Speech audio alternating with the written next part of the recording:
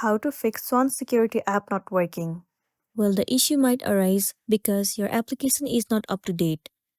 In order to check it out, head over to your App Store. It will land you on this homepage.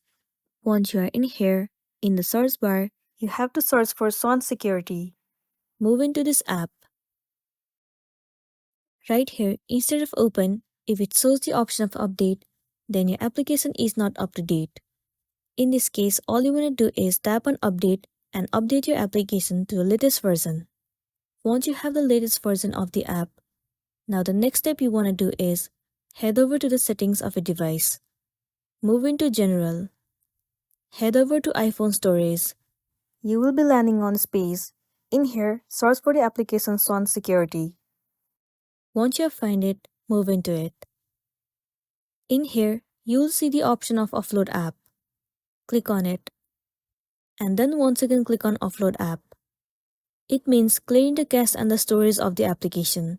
Well, it will remove all of the unwanted bugs from the app and make your application run smoothly. With the help of this, it might fix the issue that you have been facing. If not, you can uninstall the application and reinstall it again.